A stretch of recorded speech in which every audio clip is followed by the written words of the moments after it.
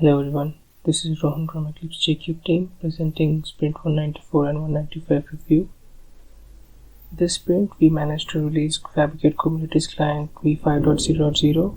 It's now integrated with the latest version of Quarkus and Java Operator SDK as well. On Eclipse JCube side, we continued fixing bugs reported by the community and we are preparing for releasing the next version, which is 1.1.0. In this demo, we'll be looking at the improvements regarding custom resources in Kubernetes Client 5.0.0, but as a part of Quarkus Kubernetes extension. For demo, I'll be demonstrating a very basic Kubernetes controller based on these two custom resources called books and book issue request. So whenever there is a list of books existing in the Kubernetes cluster, and whenever we create a book issue request, that book is searched and status of that book is updated to being issued. So let's take a look at the code first.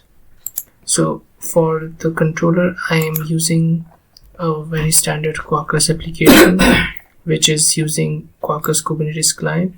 It is basically an extension of Fabricate Kubernetes client, and it's using the latest release of Quarkus, which was released a few days ago, and it's using the 5.0.0 version of Fabricate Kubernetes client.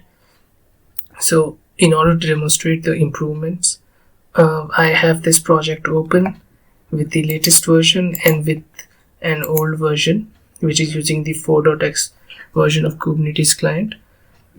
So if we take a look at the typed custom resource API usage, so let's say we have this custom resource called book and we want to create a client for this book custom resource. So there were for creating a client for this custom resource, we had to provide lots of arguments like the book CRD context, the book POJO, the list POJO.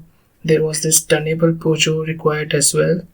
But if we look at the 5.x version of the Kubernetes client, we have removed all these, and let's take a look at the same code but with the 5.x branch. Alright, so we have gotten rid of all the arguments and it's really cleaner now. So you can provide the list argument if you want, but it's calculated automatically. We look for the list type in the class path, and if it's not there, we just assume it's a Kubernetes resource list of that specified type. We have gotten rid of all the tunnable types, so you won't be seeing them anywhere. One more interesting thing we have done is, so if you look at the old versions of client, we required this custom resource definition context, and in which we had to provide the necessary details regarding the CRD which we want to use, the group, version, scope, kind, plural, etc. We have moved all this configuration to either be opinionated, or you can also configure it through annotations. So there are these annotations for version, group, kind, plural, etc.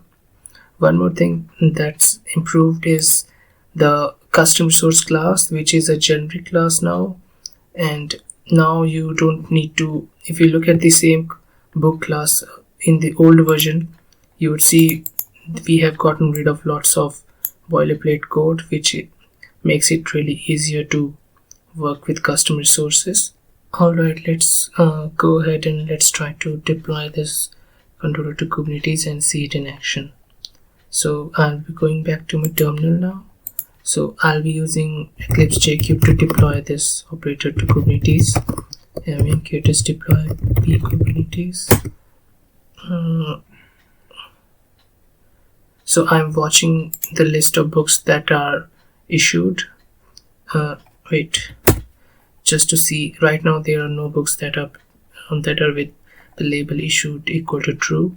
Let's deploy the operator first, and then we'll try to create some book issue request and we'll see if some book comes up here or not. Okay, so it's building. It's creating the deployment now. So it should be ready. Wait, let me check. Alright, it's running. So let's check the logs as well. Let's keep the logs open, and I'll be creating this book issue request. I'm creating a book issue request for the book named Thinking in Java. So let's try to create this CRT.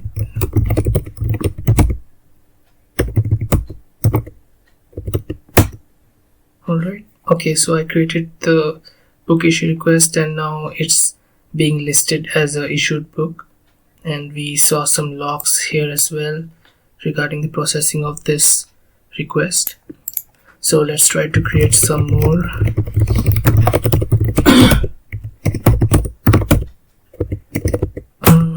Okay, let's try to delete one request. So deleting requests, it's going to revert this behavior.